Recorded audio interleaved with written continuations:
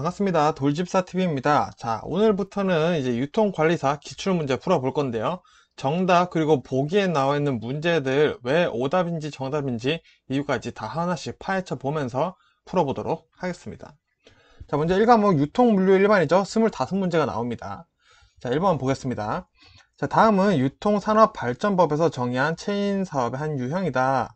이에 해당하는 체인사업의 유형은 독자적인 상품 또는 판매 경영 기법을 개발한 체인 본부가 상호 판매 방법, 매장 운영 및 광고 방법 등을 결정하고 가맹점으로 하여금 그 결정과 지도에 따라 운영하도록 하는 형태다라고 되어 있네요.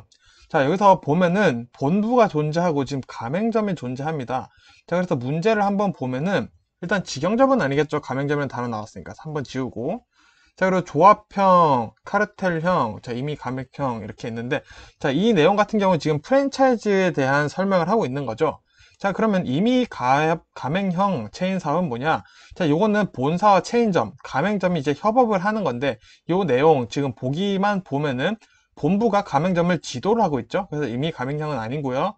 자, 그리고 직영점형, 말 그대로 본사가 직접 운영을 하는 거죠. 그리고 조합형 체인 사업은 이제 협동조합 연합회 등이 있어서 공동으로 사업을 운영하는 형태다 라고 정도만 알아두시면 되겠습니다. 자, 카르텔형은 일단 넘어가도록 할게요. 자, 2번 매슬로의 욕구 단계 이론에 따라서 하급 욕구에서 고급 욕구로 올바르게 나열한 것은, 자, 하급 욕구부터 고급 욕구, 요거는 바로 외워주시면 되죠. 자, 생안소존자죠. 생안소존자 이렇게 도식해서 외우면 되겠죠. 그래서 정답 찾아보면 3번이죠. 자, 3번 유통 경로가 일반적으로 창출하는 효용과 예시로 가장 옳지 않은 것은, 자, 보기 보니까 시간 효용부터 뭐 정보 효용 이렇게 문제가 나오네요. 자, 1번부터 볼게요. 시간 효용, 편의점은 24시간 영업한다. 자, 요거 맞는 말일까요? 자, 요거는 맞는 말이죠. 이 시간 효용이라는 거는 일단 보관 기능이 담겨져 있습니다. 그래서 생산과 소비 시간 차이를 극복하는 거죠. 편의점에서 물건을 보유함으로써 생산과 소비가 빨리 이루어질 수 있는 그 시간을 줄여준다라는 개념이 있습니다. 그래서 24시간 영업을 하면은 소비자들이 물건을 더 빨리 살 수 있겠죠. 다음날 영업이 열리면은 아무래도 늦게 사게 되니까 그런 개념이 되는 거고요. 자, 장소 효용 보겠습니다. 소비자의 집 근처에 편의점이 있다. 자, 소비자 집 근처, 물리적으로 거리가 가깝죠. 여기서 말하는 장소 효용이란 이제 운송 기능이라고 보시면 되겠습니다. 생산지와 소비지의 장소 차이, 그 차이, 거리를 줄여서 더 빨리 소비할 수 있게 해준다 라고 보시면 되겠고요. 자, 소유 효용 보겠습니다. 제조업자의 제품 소유권이 소비자에게 이전된다. 자, 요거 물건을 샀으면은 소비자가 돈을 주고 물건을 샀다. 그럼 이 물건은 이제부터 소비자죠. 그 소유권이 이동되는 것을 이제 소유 효용이다 라고 보시면 되겠고요. 형태 효용 보겠습니다. 소비자가 원하는 양을 분할해서 구매 가능하다. 자, 요거 내가 고기를 사러 갔어요. 근데 고기를 내가 1kg, 한 근을 사러 갔는데 단위가 2근밖에 안 된대요. 자, 요런 가게 약간 문제가 있죠. 그래서 소비자가 한 근을 원할 때 한 근만 팔 수 있게 상품을 적절한 수량으로 분할하고 분배할 수 있는 게 형태 효용이다 라고 보시면 되겠고요. 자, 정보 효용 보시면은 소비자에게 유용한 정보를 제공한다. 자, 맞는 것 같은데 이 정보 효용이라는 거는 소비자와 기업, 쌍방향 간의 커뮤니케이션을 말합니다. 그래서 소비자뿐만 아니라 소비자는 기업에게도 정보를 제공하는 것을 이제 정보의 효용이다. 기업은 그 정보를 받아서 유통에 응용을 해서 전략을 세울 수가 있겠죠. 그래서 정답은 5번이 되겠습니다. 자, 4번. 채찍 효과를 줄일 수 있는 방안으로 가장 옳지 않은 것은, 자, 먼저 채찍 효과가 뭔지 알아보겠습니다. 자, 소비자의 정보가 상부 공급 단계로 갈수록 잘못 전달된다라는 거예요. 자, 예를 들어서 내가 물건을 샀어요. 이 소비자는 근데 배가 고파서 소고기를 샀습니다. 근데 도매업자, 제조업자, 공급업자 뭐 이렇게 상부 공급 단계로 올라갈수록 말이 바뀌는 거예요. 아, 저 소비자가 배가 고파서 샀대 라고 했는데 그 다음에 전달될 때는 말이 와전되는 거죠. 아, 저 소비자가 다 돈이 많아서 소고기를 샀대. 그 또 와전이 계속 되면서 잘못 전달되는 거예요. 그래서 이 와전되다 보니까 말이 정보가 아예 잘못된 정보가 돼버리는 거죠. 그래서 전체적인 유통 주체는 각각의 수요 예측을 공유해야 한다. 즉, 정보를 서로 계속 공유를 해줘야지 이 채찍 효과가 일어나지 않는다라고 볼 수 있는 겁니다. 자, 그러면 이 채찍 효과를 줄일 수 있는 방안으로 옳은 것 한번 찾아보겠습니다. 자, 먼저 첫 번째, 각각의 유통 주체가 독립적인 수요 예측을 통해 정확성과 효율성을 높인다. 자, 이게 맞는 말이겠죠? 자, 각각의 유통 주체마다 정보를 확실하게 효율성 있게 가지고 있어야지 정보 교류를 할 때 와전되지 않겠죠. 자, 공급 리드타임 줄일 수 있는 방안, 리드타임과는 전혀 상관이 없죠. 자, 공급 체인에 소속된 각 주체 수요 정보를 공유한다. 자, 이것도 맞는 말이지만 어떻게 보면은 공급 체인이 아니겠죠. 유통 체인이 좀 더 맞는 말이겠습니다. 지나치게 잦은 할인 행사를 지향한다? 상관없죠. 자, EDLP 항상 저가 정책, Everyday Low Price죠. 를 통해 소비자 수요 변동폭을 줄인다. 자, 이것도 전혀 상관이 없습니다. 채찍 효과의 핵심은 말이 와전되는 것, 정보가 오류가 생기는 것이다 라고 개념 잡아두시면 되겠습니다. 자, 5번 유통산업발전법 24조 1항 유통관리사의 직무에 해당하지 않는 것은, 자, 이거는 외워줘야겠죠. 정답은 3번이에요. 자, 3번. 자, 유통경영관리와 관련한 허가승인. 허가승인은 유통관리사가 하지 않죠.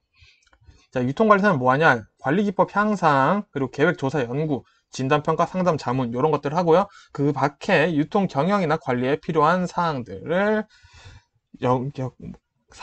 이제 직무에 해당한다라고 보시면 되겠습니다. 말이 꼬이네요. 6번. 마케팅 믹스 중 환경 변화에 대응하거나 조정을 해야 할 필요가 생겼을 경우 가장 유연성 있게 대응하기 어려운 요소는, 자, 이것도 문제를 한번 볼게요. 자, 가격, 제품, 촉진, 유통 경로, 디자인 이렇게 있는데, 환경 변화에 대응하여 조정한다. 자, 가장 유연성 있게, 자, 쉽게 바꿀 수 없다라는 거죠. 가장 유연성 있게 대응하기 어렵다라는 것은. 자, 그러면은 당연히 유통 경로가 되겠죠. 유통 경로는 나 혼자 바꿀 수 있는 게 아니기 때문에 여러 업체들과의 협의가 필요합니다. 그래서 유연성 있게 바꿀 수 있는 것은 유통 경로는 아니다 라고 보시면 되겠고요. 7번. 기업의 외부 환경 분석 기법으로 활용되는 포터의 산업 구조 분석에서는 산업의 수익률에 영향을 미치는 5대 핵심 요인을 제시하고 있는데, 이에 해당하지 않는 것은 포터의 산업 구조 분석 5대 핵심이네요. 자, 정답 보겠습니다. 정답은 일단은 비용 구조가 해당되지 않아요. 자, 그렇다는 것은, 자, 산업 내 경쟁, 대체제의 위험, 공급자의 힘, 구매자의 힘, 요 네 가지 들어가 있는데, 이렇게만 보시면 됩니다. 자, 산업 내 경쟁, 그리고 대체제, 그리고 공급자, 구매자, 그리고 추가로 이제 잠재적 시장 진입자 추가해 주시면 되겠죠. 자, 그래서 요거 외워주시면 됩니다. 수평적 경쟁 요인은 대체제, 잠재적 시장 진입자, 기존 사업자가 있고요. 수직적 경쟁 요인은 공급자, 구매자가 있다라고 보시면 되겠습니다. 자, 8번. 다음 글 상자 안에 경영 성과를 분석하는 여러 활동성 비율들을 계산할 때 공통적으로 반영하는 요소는, 요거는 우리가 외워줄 수밖에 없습니다. 자, 일단 보기 보면은 재고 자산 회전율, 매출 채권 회전율, 고정 자산 회전율, 총 자산 회전율이 있는데, 자, 1번부터 볼게요. 재고 자산이라고 하면은 매출액을 재고 자산으로 나눠야 합니다. 자, 그렇다면은 요거 필요하겠죠? 자, 2번 볼게요. 2번이 일단은 해당하지 않네요. 자, 일단은 2번이 공통적으로 반영하는 요소가 되겠는데요. 자, 그럼 3번 일단 영업이익부터 볼게요. 자, 영업이익이라는 것은 위 보기 4가지를 구하는데 필요하지가 않죠. 자, 우리 매출 채권 회전율 보시면은 매출액을 매출 채권으로 나눕니다. 자, 그렇다는 것은 일단은 영업이익 들어가 있지 않고요. 고정 자산 회전율도 보시면은 매출액을 고정 자산으로 나눠요. 그래서 당연히 영업이익, 자기자본, 고정 자산 이런 것들이 들어가 있지 않고요. 자, 총 자산 회전율은 매출액을 총 자산으로 나눕니다. 즉, 위에 지금 제시된 4가지가 모두 매출액을 뭐로 나누냐에 따라서 나오는 비율이다라고 보실 수 있겠죠. 그래서 가장 필요한 것은 매출액이다. 2번 골라주시면 되겠습니다. 자, 9번. 온라인 쇼핑 환경에 대한 설명으로 가장 옳지 않은 것은, 자, 하나씩 읽어볼게요. 오프라인과 온라인을 넘나드는 O2O 서비스가 증가하고 있다. 자, 요거 맞는 말이죠. 자, 고객 중심으로 채널을 융합하는 옴니버 채널로 전환이 확산되고 있다. 자, 이것도 옴니 채널 전환 확산되고 있다. 봐주시면 되고요. 3번. 방대한 데이터를 바탕으로 개인이 원하는 서비스를 큐레이션하여 제공한다. 자, 빅데이터에 대한 얘기죠. 자, 이것도 맞는 얘기죠. 자, 4번. 온라인 유통업체들은 신성장 전략으로 NB 상품의 개발과 같은 제품 차별화에 적극적이다.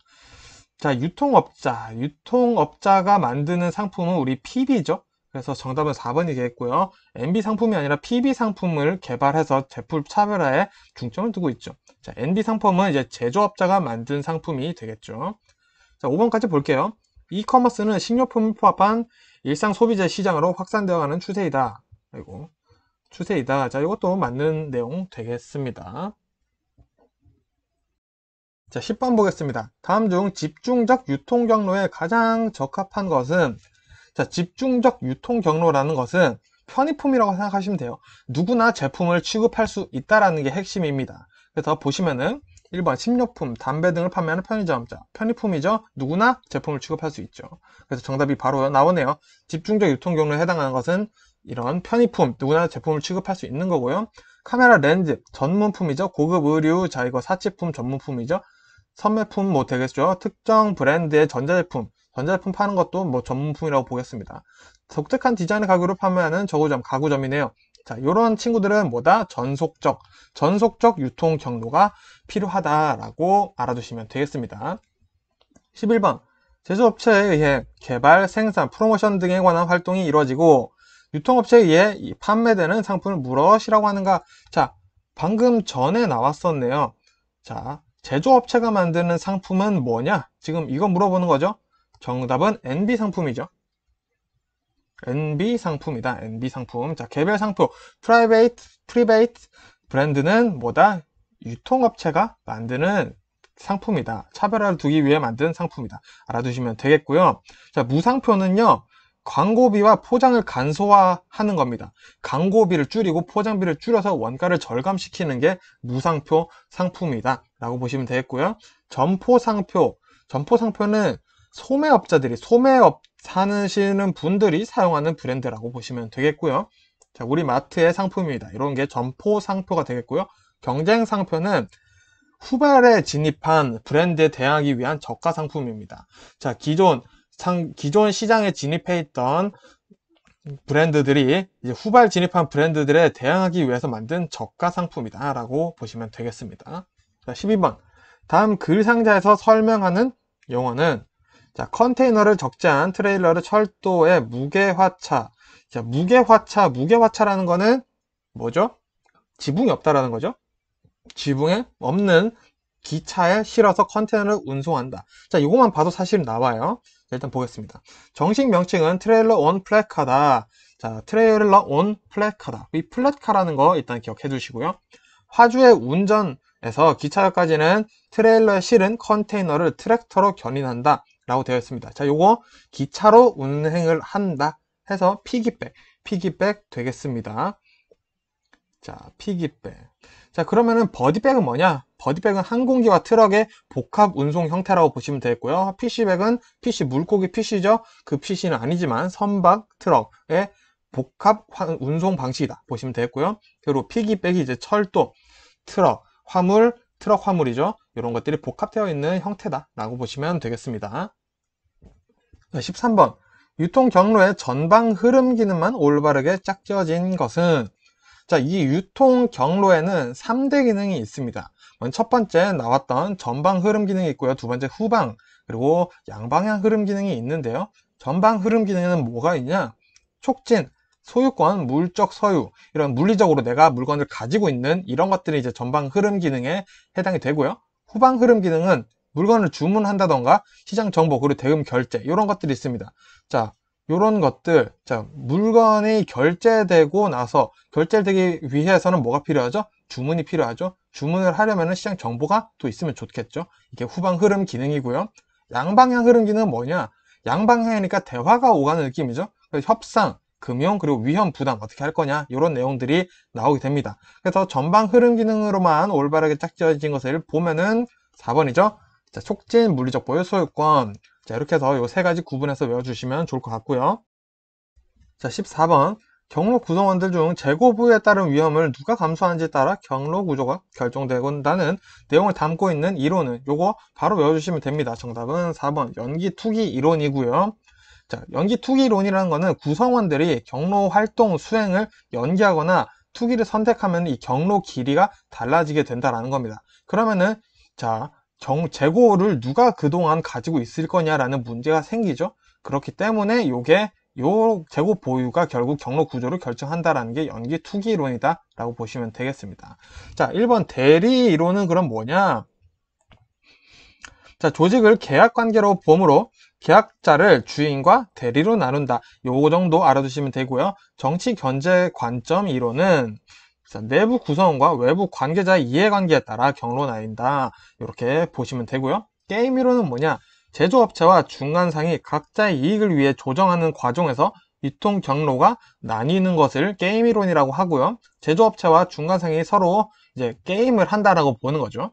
그리고 거래 비용 이론은 시장과 내부 조직의 관계를 분석하여 거래 비용 증가의 원인과 해결 방안을 수직적 통합으로 나타내는 것이 이제 거래 비용 이론이다 라고 보시면 되겠습니다. 자, 15번 볼게요. 기업이 선택할 수 있는 주요 수송 수단인 철도, 트럭, 해상운송, 항공, 파이프라인을 상대적으로 비교했을 때 가장 옳지 않은 것은 자, 1번부터 볼게요. 자, 해상수송은 광물이나 곡물을 수송하는데 경제적이다. 자, 이거 맞는 내용이고요. 철도 수송은 전체 수송에서 차지하는 비용이 감소하는 추세이지만 육로의 전체 형상을 재활성화될 가능성이 있다. 자, 왜? 철도 수송은 우리 정시성, 가장 그래도 시간적으로 언제 도착할지 계산하기가 쉽죠? 그래서 육로가 정체된다. 그러면은 철도 수송이 언제든지 활성화될 수 있겠죠.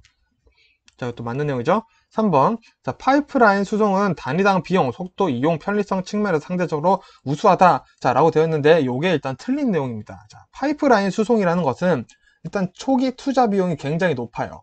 그리고 이용할 수 있는 제품이 굉장히 한정적입니다. 그리고 한계적인 운송수단이 연계가 되고요. 그로 인해 또 모든 것들이 이제 아울러져서 높은 고정비가 발생합니다. 그래서 뭐 상대적으로 우수하다라고 볼 수는 없겠죠. 자, 4번까지 볼게요. 항공수송은 신속하지만 단위거리당 비용이 가장 높다. 맞는 말이죠? 자, 5번. 육상수송은 자체적인 운송뿐만 아니라 선박과 항공과 결합해서 널리 사용한다. 자, 이거 맞습니다. 보통 우리 복합 운송수단 보면 뭐 피기백, 버디백, 피시백 이런 것들이 결국에는 운송, 육상운송인 트럭과 함께 맞물려져서 운송되고 있다라고 알아두시면 되겠습니다. 자, 16번. 유통 개방 정도에 따른 내용으로 옳은 것은 자, 1번부터 볼게요. 정해진 지역에서 특정 경로 구성원만이 활동하는 유통 방식은 집중적 유통 방식이다. 자, 틀렸습니다. 집중적 유통 방식이 아니라 전속적 유통 방식이에요. 2번. 시장을 더 넓게 개척하기 위해서 많은 경로 구성원들을 이용함으로써 시장의 노출을 극대화하는 유통 방식은 집중적 유통 방식이다. 자, 요거 맞는 말이죠? 자, 집중적 유통 방식입니다. 요게 설명 봐두시고요. 정답이 2번이 맞네요. 자, 3번도 볼게요. 슈퍼마켓에서 팔리는 대부분의 소비자는 전속적 유통이다. 자, 집중적 유통이죠. 집중적 유통. 자, 4번. 유통비용을 낮춤과 동시에 경로 구성원 수가 많을 때보다 구성원들과의 관계를 더 유지할 수 있는 유통 방식은 집중적 유통이다. 자, 이것도 전속적이죠. 자, 지금 문제 보시면서 뭐가 집중이고 뭐가 전속인지 봐주시면 됩니다. 자, 5번. 제품과 연관된 배타성과 유일성의 이미지를 더욱 효과적으로 소비자들에게 전달할 수 있는 유통 방식은 집중적 유통이다. 자, 이것도 전속적 유통이죠. 그래서 이 문제를 통해서 우린 집중적 유통과 전속적 유통의 차이를 같이 공부를 할 수가 있다는 겁니다. 자, 17번. 소매와 변천 과정에 관련된 가설에 대한 내용으로 옳은 것은 자, 굉장히 중요한 부분 나왔습니다. 시험에 꼭 나오는 친구죠. 자, 일단 1번부터 보기 전에 한번 쭉 설명을 시작해 보겠습니다. 자, 먼저 소매업 수레바퀴 이론 한번 보도록 하겠습니다. 자, 먼저 소매업 수레바퀴 이론은 진입 단계에서는 최저 가격과 최저 비용입니다. 근데 진입 후에는 성장 단계에 거치게 되는데요. 고가격 전략을 펼치게 돼요. 그러면서 이제 쇠퇴기에 들어오면은 안정적인 전략과 보수 전략을 선택하게 되죠. 그래서 어떻게 바뀌느냐 보면 되는데 소매업 수레바퀴 이론이라는 거는 수레바퀴가 이렇게 돌아가죠. 그래서 맨 처음엔 저마진 저서비스다가 수레바퀴가 돌아가면서 고가격, 고마진, 고서비스로 바뀌었다가 다시 안정적인 전략과 보수 전략으로 다시 한 바퀴 돈다. 이런 개념으로 가지고 보시면 되겠습니다. 자, 그리고 소매 수명 주기 이론이 있어요. 자, 요거는 도입기, 성장기, 성수기, 쇠퇴기 해서 나오는데 자, 먼저 도입기에는 높은 성장률을 보여요. 근데 성숙기에는 경쟁을 해요. 이게 핵심이죠. 성숙기는 경쟁을 하는데 경쟁하면서 시장 점유율과 이익 감소로 쇠퇴기로 나아간다라는 얘기입니다. 그래서 수명이 정해져 있다라고 보는 거죠. 도입기 조금 더 보면은 자, 소매 개념을 정립 및 정착시키는 전략을 도입을 해요. 근데 성장기에 들어서면은 시장을 확장하고 수익 확보를 위해서 이제 침투 전략을 펼쳐야겠죠. 그렇기 때문에 판매 증가율과 이익 수준이 가장 높은 단계가 성장기다. 자, 그리고 성숙기 들어오면 경쟁한다라고 했죠. 특정 세분 시장에 대한 선별적인 투자가 이루어집니다. 소매 개념을 수정하여 새로운 시장에 진출하려고 하기 때문이죠. 자, 그리고 쇠퇴기에 접어들면서 자본 지출을 최소화시키려면서 이제 나는 살짝 빠진다라는 느낌을 주는 게 바로 쇠퇴기다 라고 보시면 되겠죠. 자, 그럼 소매 아코디언 이론 보겠습니다. 자, 요거는 아코디언 떠올려 주시면 돼요.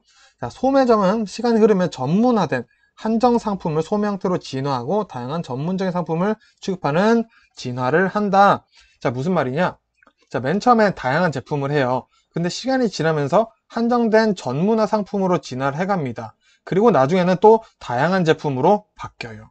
요게 빙글빙글 돌죠. 돌지만 이제 아코디언처럼 이렇게 모양을 보시면은 아코디언이 이렇게 돼 있죠. 자, 이렇게 손잡이가 있으면은 이렇게 진행을 한다. 그래서 앞뒤가 똑같은 형태를 띠게 된다. 그래서 소매 아코디언처럼 생긴 느낌이다 라고 얘기를 하고 있습니다.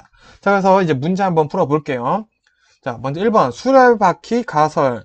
자, 소매상은 유통시장 진입 초기에 고가격, 고마진, 고서비스 점포 운영 방식을 진입하며 경쟁 우위 확보를 위해 저가격, 저마진, 저서비스 운영 방식으로 전환된다 라고 되어 있어요. 자, 우리 수레바퀴 이론 아까 할 때 마찬가지 말씀드렸죠. 저가격, 저마진, 저서비스에서 고가격, 고마진, 고서비스 되지만 이게 또 다시 돌아온다. 수레바퀴처럼 한 바퀴 돈다 해서 다시 저마진, 저가격, 저서비스로 올 수가 있겠죠. 이게 거꾸로 됐죠, 지금 내용이. 자, 내용이 거꾸로 됐죠. 수레바퀴처럼 한 바퀴 돌면서 도는 게 맞지만 정확히는 안정적 전략과 보수 전략을 선택하게 되죠. 그래서 요거는 이제 순서가 어떻게 보면 뒤바뀌었다. 저가격, 저마진, 저서비스가 고가격, 고마진, 고서비스로 바뀐다. 라고 해서 일단 수레바퀴 가설 설명이 틀렸고요. 자, 또 나오네요. 소매기관들이 처음에는 혁신적인 형태에서 출발하여 성장하다가 새로운 개념을 가진 산업대에게 그 자리를 양보하고 사라진다고 주장한다. 자, 2번 같은 내용은 그럼 소매 수명주기 이론에 해당할 수 있겠네요. 이것도 틀린 내용이겠죠? 자, 2번도 한번 볼게요. 자, 소매기관들이 처음에는 혁신적인 형태에서 출발하여 성장하다가 새로운 개념을 가진 산업대에게 그 자리를 양보하고 사라진다고 주장한다. 자, 요게 맞는 내용이 되겠네요. 수레바퀴 이론에 이런 내용도 들어가 있다 라고 보시면 되겠습니다. 자, 왜 이유는 뭐냐?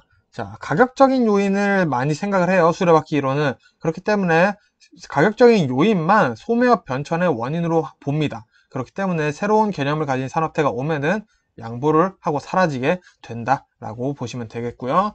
자, 또 나오네요. 수레바퀴 가설 비가격적 요인만을 소매업 변천의 주원인으로 보고 있다. 자, 아니죠. 가격적인 요인만 소매업 변천의 주원인으로 보고 있다고 말씀드렸고요. 자, 소매 수명주기 가설, 도입기, 성장기, 성숙기, 쇠퇴기로 구분하는데, 자, 모바일 유통 현재 쇠퇴기다. 자, 모바일 유통 현재 엄청 성장기라고 볼 수 있겠죠. 지금 성숙기에 뭐 접어들었다라고 보면 좋을 것 같습니다, 지금은. 자, 소매 아코디언 가설, 소매상은 제품 가격 변화에 초점을 맞춘 이론으로 높은 가격으로 판매하는 업태에서 낮은 가격으로 판매하는 업태로 변환된다. 자, 틀렸죠? 자, 소매 아코디언은 전문화된다라고 말씀드렸어요. 그러면은 고가격, 고마진 상품으로 변하겠죠. 그래서 아코디언 설명도 반대로 되어 있네요. 자, 이렇게 해서 중요한 내용 나왔으니까 한번 천천히 읽어보시면 좋을 것 같고요. 자, 18번. 종업원 인센티브 제도에 관한 내용으로 옳지 않은 것은, 자, 정답만 보겠습니다. 자, 정답은 5번인데요. 팀 구성원의 존재가 개인별로 업무를 할 때보다 더욱 강력하고 지속적인 행동을 유발시키는 것은 개인 인센티브 제도에 속한다. 자, 요게 말에 일단 어폐가 있습니다. 팀 구성원의 존재가가 아닌 팀 구성원의 존재가 아닌으로 바뀌는 게 맞는 말이겠죠. 그래서 이 팀 인센티브라는 거는 결국 경쟁을 유발시킨다. 이런 느낌 조금 같이 알아두시면 좋을 것 같습니다. 자, 그럼 1번, 2번, 3번, 4번 내용 한번 읽어보시면 인센티브가 어떤 느낌이다 감 오실 거고요. 자, 19번. 재고 관리자가 고객의 수요에 대응하여 최소의 재고 비용으로 적정량의 재고를 유지할 때 주기하기 위해 경제적 주문량 EOQ를 계산할 때 직접적으로 필요하지 않은 항목은, 자, 아무래도 이게 2018년도 문제다 보니까 이런 게 나왔는데 요즘에는 좀 이런 문제가 좀 안 나오긴 하더라고요. 그래도 이제 우리 EOQ 공식 한번 알아보도록 하겠습니다. 자, 자, EOQ 공식에 일단 루트가 들어가요. 자, 단위당 연간 유지 비용분의 2 곱하기 연간 사용량 주문당 고정비 용 되겠습니다. 자, 요것만 일단 알고 있냐, 공식 알고 있냐라고 물어보는 거죠. 그래서 정답 보면은 연간 주문 주기는 없다라고 보시면 되겠습니다. 자, 20번. 창고 관리의 기능 중 이동의 하부 활동에 속하지 않는 것은, 자, 요거 하나씩 보면은 이동의 하부 활동에 속하는 것은 일단 주문과 선적 기록에 대한 상거래 확인하기, 그리고 상품을 보관하기 위해 창고로 이동시키기, 보관이죠. 그리고 안전재고 유지하기. 자, 안전재고 유지가 아니라 재고 관리죠. 자, 이동의 하부는 재고 관리가 들어갑니다. 자, 그래서 정답 3번 일단 안전재고는 아니고요. 그리고 고객의 요구에 맞게 포장하여 출고 준비하기, 그리고 상품 선적하기. 요 5개가 이동의 하부 활동이다 라고 보시면 될 것 같습니다. 자, 21번. 계약물류라고 불리며 물류 효율화를 위해 기업이 물류 전문업체에게 짧게는 1년, 길게는 5년 이상의 장기 계약을 통해 물류 기능을 아웃소싱하는 것은, 자, 물류 기능을 아웃소싱한다라는 게 핵심입니다. 자, 요거 정답은 제3자 물류예요. 제3자 물류를 완벽하게 설명을 하고 있는 내용이고요. 제3자 물류라는 것은 결국 물류 관련 비용을 절감하기 위해서 하는 거기도 하고 고객 서비스에 집중하기 위해서 도입하는 것이다. 내가 물류 기능을 아웃소싱, 외주를 주면서 나는 고객 서비스와 물류 관련 비용을 절감하는 데 집중을 하겠다라는 회사의 전략이다라고 보시면 좋을 것 같습니다. 자, 22번. 포장 물류의 모듈화가 지체되고 있는 이유로서 옳지 않은 것은, 자, 일단 모듈화라는 것은 무엇이냐? 적재하기가 좋냐, 안 좋냐, 뭐 이런 거예요. 적재하기 좋게 해주겠다, 이런 거죠. 포장에 만일에 박스가 정육면체라면 우리가 적재를 하기가 쉽겠죠. 그럼 모듈화가 잘 돼 있는 건데, 막 포장이 동그라미고 막 다각형이고 그러면 적재하기 어렵죠. 그럼 모듈화가 안 돼 있다라고 보시면 되겠습니다. 자, 그러면 모듈화가 지체되고 있는 이유로서 옳지 않은 것 한번 보도록 하겠습니다. 1번. 물품 형태가 모듈화에 적합하지 않은 것이 많기 때문이다. 그렇죠. 물품 형태가 균일하면은 모듈화가 더 잘 돼요. 자, 요거 맞는 내용이죠. 자, 2번. 포장 물류, 모듈화가 필요성에 대한 인식이 아직은 다른 물류 분야에 비해 낮기 때문이다. 자, 이것도 맞는 내용이고요. 자, 포장의 모듈화를 위해서는 기존의 생산 설비 및 물류 설비를 변경해야 하는 문제가 있다. 자, 이런 문제도 가지고 있다 라고 보시면 되고요. 자, 수배송, 보관, 하역 등에 있어서는 물품의 거래 단위가 한 포장 단위가 안 되는 소화물인 경우가 많기 때문이다. 자, 요런 거. 자, 지금 품종이 뭔가 많아진다 라는 개념보다는 지금 물품의 거래 단위가 뒤죽박죽이라는 거죠. 그런 경우에 모듈화가 어렵다라고 보시면 되겠고요. 5번. 다품종 대량 생산과 경쟁 격화로 인해 공업 포장 중심의 생산 지향형 포장으로 가는 것이 강하다. 자, 그러니까 포장이 위주냐, 생산이 위주냐, 생산 형태에 따라서 포장을 할 것이냐, 아니면은 포장 중심으로 만들 것이냐, 이런 얘기인데, 5번 같은 내용은 이제 옳지 않다고 볼 수 있어요. 자, 다품종 대량 생산이 아니라 소량 생산이죠. 소량 생산과 경쟁 격화는 자, 생산 지향형 포장이 아니라 판매 지향형 포장으로 가기 때문이다 라고 얘기를 해주시면 됩니다. 그리고 5번 같은 내용이라면 모듈화가 더 잘 돼야 되는 것이다 라고 봐두시면 좋을 것 같아요. 자, 23번. 공급 사실 관리 SCM의 성과 측정 방법에 대한 설명으로 가장 옳지 않은 것은, 자, 1번부터 볼게요. 자, SCM 수행에 대한 실질적인 성과를 보여줄 수 있어야 한다. 자, 실질 성과를 봐야지 측정을 할 수 있겠죠. 당연하죠. 자, 이번 성과 측정은 개별 기업 성과에 초점을 맞춘다. 자, 정답이 2번이네요. 자, 개별 기업의 성과를 맞춘 게 아니라 이제 전체 기업의 성과를 맞춰야 되는데, 왜냐? 이 SCM이라는 것은 개별 기업 단위의 최적화에서 벗어나, 즉 개별 기업 단위만 보는 게 아니라 전체 기업의 최적화를 달성하는 게, 협동하는 게 목표예요. 그렇기 때문에 우리 공급부터 고객까지의 물류 전체를 하나의 체인, 하나의 프로세스를 보는 겁니다. 하나의 체인, 하나의 덩어리라고 보고 협력과 정보 교환을 관리한 시스템이 SCM인데, 개별 기업의 성과에 초점을 맞춘다? 그렇다면 SCM의 성과 측정을 할 수가 없다라고 볼 수 있겠죠. SCM에 대해서 이해를 하고 있냐라고 물어보는 문제입니다. 그래서 2번이 일단은 틀린 얘기라서 정답이 되고요. 3번, SCM 수행과 관련한 상세 데이터를 보여줄 수 있는 매트릭스가 필요하다. 자, 맞는 말이죠. 4번, 주문 주기 감소, 비용 절감, 학습 효과 향상은 프로세스 측정에 해당된다. 아, 그렇구나 라고 알아두시면 되고요. 5번, 판매 및 수익 증가, 고객 만족 증가의 결과. 측정에 해당한다. 자, 요런 것들이 이제 SCM 성과 측정에 해당한다 라고 보시면 되겠습니다. 자, 24번.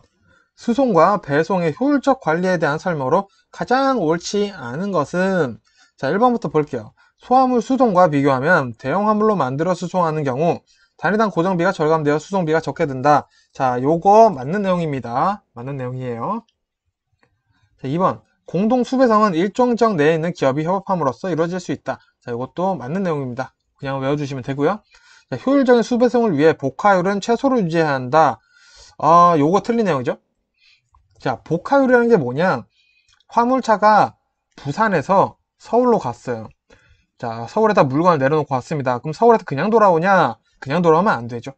물건을 또 채워서 돌아오는 게 아무래도 이득이겠죠. 그래서 이 복화율은 높여줘야 한다라고 되는 겁니다. 그래서 복화율 낮으면 공차가 난다라고 얘기도 하죠. 그래서 정답은 3번. 3번은 전혀 틀린 내용이 되겠네요. 자, 4번, 5번도 볼게요. 공동배송이 실시되기 위해서는 물류에 대한 기존의 통제권을 제3자에게 넘겨줄 수 있는 제조업체 인식 전환이 필요하다. 자, 이것도 맞는 내용이라고 보시면 되고요. 5번.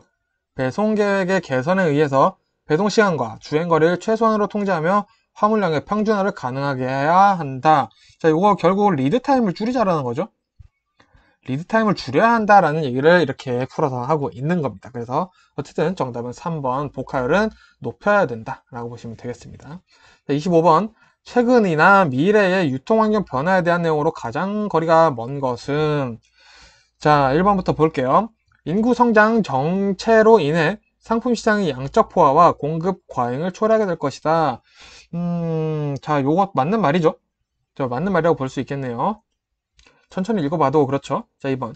노인 인구 증가와 구매력을 동반한 노인 인구 증가는 건강과 편의성을 추구하는 새로운 수요를 만들 것이다. 자, 노인 인구가 증가하지만 그 노인분들이 구매력이 있다면은 새로운 수요가 생기겠죠. 자, 이거 맞는 내용이죠. 3번. 나홀로 가구의 증가로 인해 소용량 제품, 미니 가전제품 등 1인 가구를 위한 서비스가 증가하고 있다. 자, 이미 우리 일상생활에 많이 들어와 있죠. 4번. 소비자가 제품 개발과 유통 과정에도 참여하는 듯 능동적인 소비자가 나타났다. 자, 요거 맞는 말이죠. 지금 소비자가 뭐 거의 제품에 많이 관여를 하고 있다. 많이 의견을 반영하고 있죠, 기업들이. 자, 5번. 블로그 마케터 등 온라인 마케터 영향이 커져 프로셔머의 필요성은 점점 사라지고 있다. 자, 요거 5번이 일단은 틀린 내용이죠. 자, 일단 프로슈머의 필요성이 점차 사라지고 있는 점차 필요하죠. 자, 프로슈머라는 거는 프로듀스, 생산하는 사람과 컨슈머, 소비자의 합성어인데, 자, 소비자의 의견이 제품이나 서비스에 관여된다는 거죠. 즉, 4번이 지금 프로슈머에 대한 설명을 하고 있다라고 사실은 보셔도 좋습니다. 그렇기 때문에 프로슈머는 점점 증가하고 있다. 기업에서도 충분히 잘 인지하고 있는 상황이다라고 알아두시면 문제를 풀 수가 있겠죠. 자, 이렇게 해서 일단 1과목 25문제 다 살펴봤고요. 문제 보기에 나오는 5가지 전부 다 하나씩 파헤치면서 공부를 하시는 게 기출문제 공부는 정말 중요하다라는 거 한 번쯤 알아두시고요. 저는 또 2과목으로 인사드리도록 하겠습니다. 고생 많으셨습니다.